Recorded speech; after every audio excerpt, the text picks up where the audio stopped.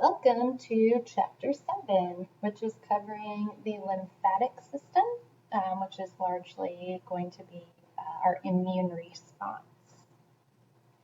So for Chapter 7, we're going to do sections 1 through 4. And we're going to be looking at what the functions of the lymphatic system are, the parts of the body that make up that system. And here's our first kind of compare and contrast for the semester. How are lymphatic vessels similar and different from the vessels that we just saw of the cardiovascular system?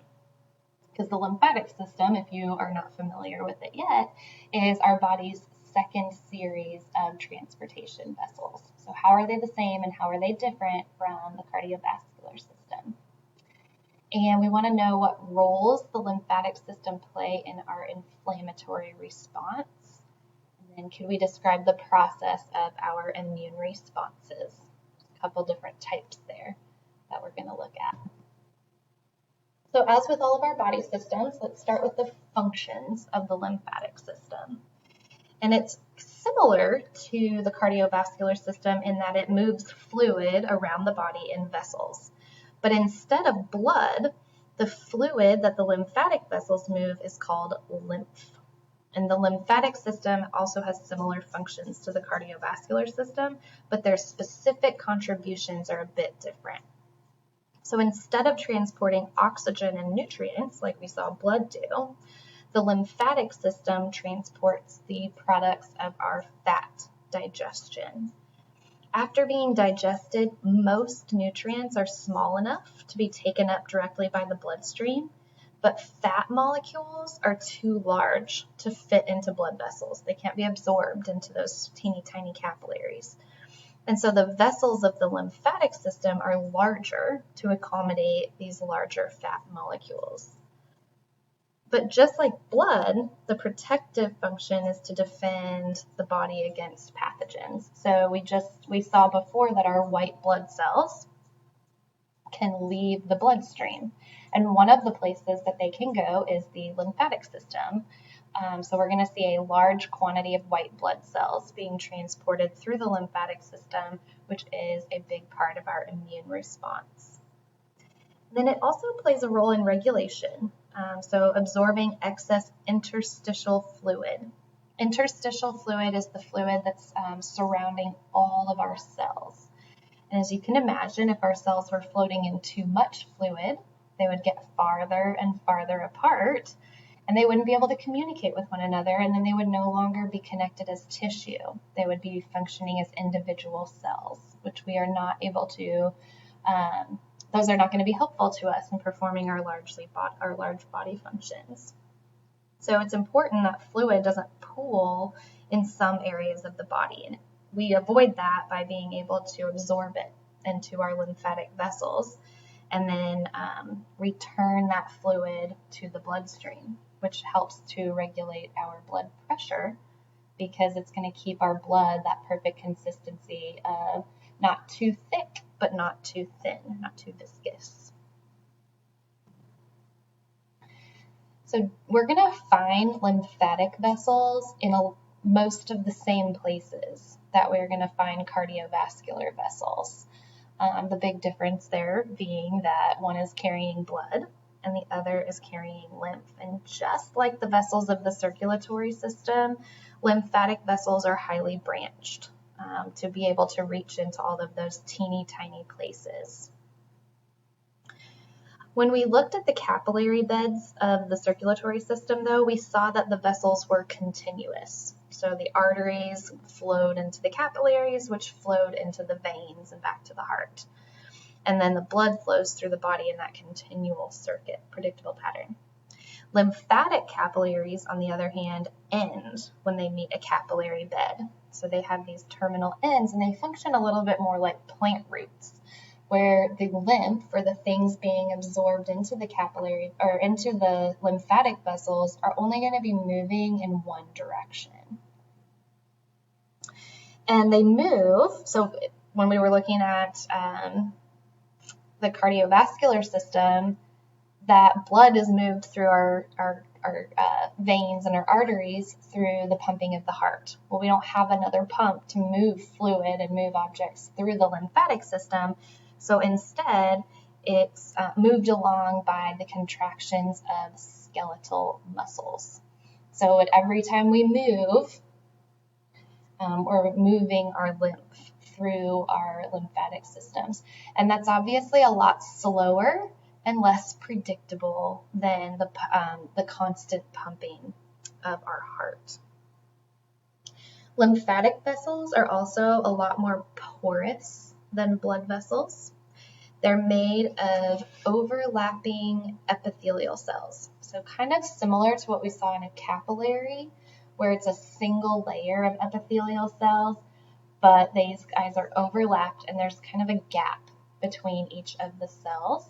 And that's going to allow those large molecules to be able to squeeze through. So like our products of fat digestion, they're going to be able to squeeze through there and not have to diffuse through the actual cell.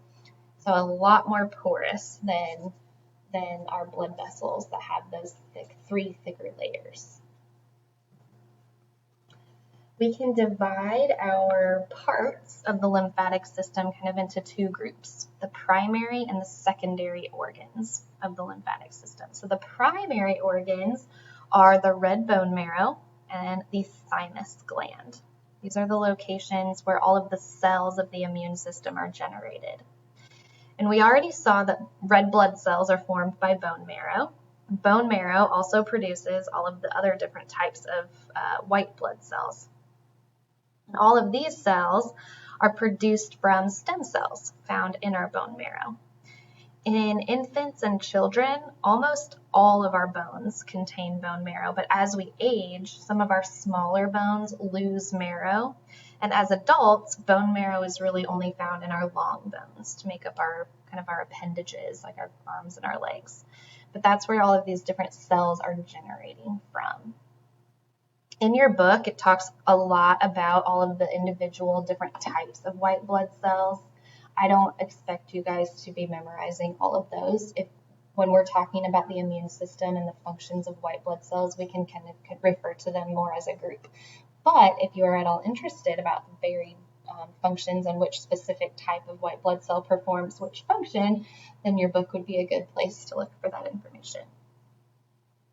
Okay, the other organ of primary lymphatic organs is going to be the thymus, which is located in the thoracic cavity, nestled right between our lungs and right above our heart, so superior to the heart.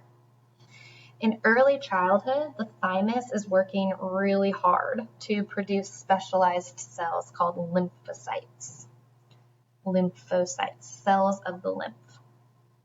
And what the thymus does is it's teaching these lymphocytes to be able to tell the difference between cells of our body and a cell that's foreign to the body. So basically, those cells are learning to read all of those marker proteins, those name tags that we saw embedded in the plasma membrane. And when a lymphocyte is completely mature, that means that it can recognize all of our cells' name tags. And it knows that it's read a name tag, or it knows when it's read a name tag that's unfamiliar, that it must be a foreign cell, a bacteria or a virus or some kind of cell that doesn't belong to the tissues of our body. So the thymus ensures that those lymphocytes are fully mature and can read all of our own cells before it releases them into the lymphatic vessels. If they were to be released early, before they were completely mature, then we run the risk that they would start attacking our own cells. So we want to make sure the thymus's job is to make sure that each of those lymphocytes can read every single one of our own cell types. So those two, the red bone marrow and the thymus, are what we call our primary lymphatic organs. And then we have our secondary lymphatic organs, which include our lymph nodes, our spleen, our tonsils, and what we call Peyer's patches. Once those lymphocytes that were taught by the thymus are mature, they travel then to the lymph nodes. And lymph nodes are found all along the network of lymphatic vessels throughout our bodies. And there's some clusters, like in our neck, under our armpits and in our groin, where you're going to find big clusters of lymph nodes. And oftentimes these areas are the ones that swell when we're sick. And the swelling that we're feeling is the enlargement of those clusters of lymph nodes. And they swell when they detect a bacteria or a virus in the lymph because they're stimulated to divide. So we're adding more white blood cells, more macrophages to that area, which causes the swelling.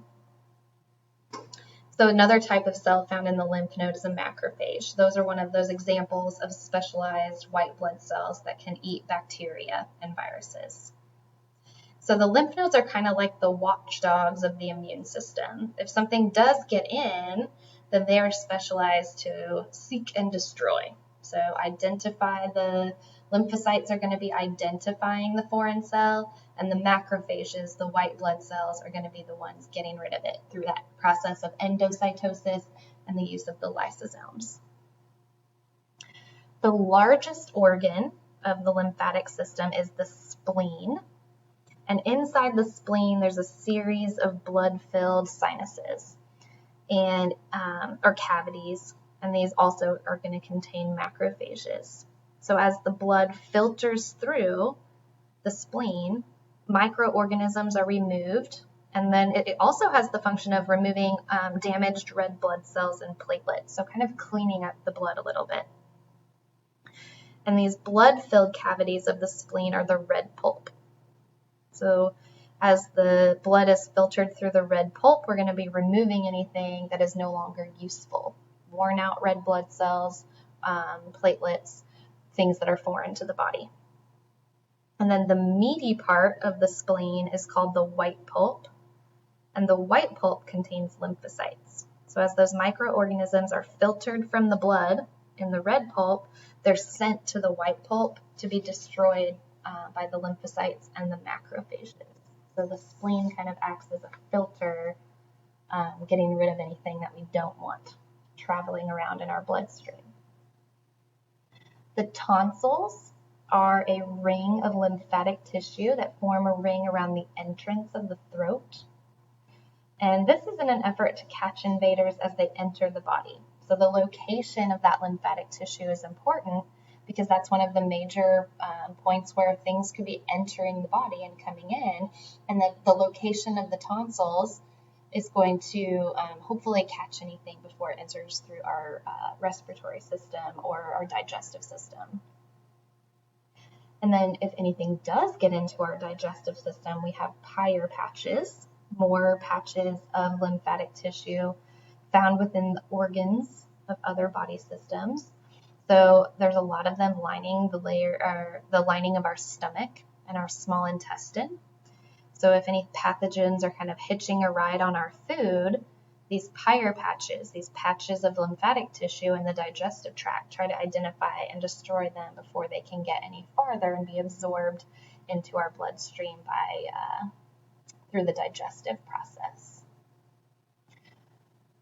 Okay, those are the parts of the lymphatic system. I think I'm going to talk about our immune system in a second video. I will see you there.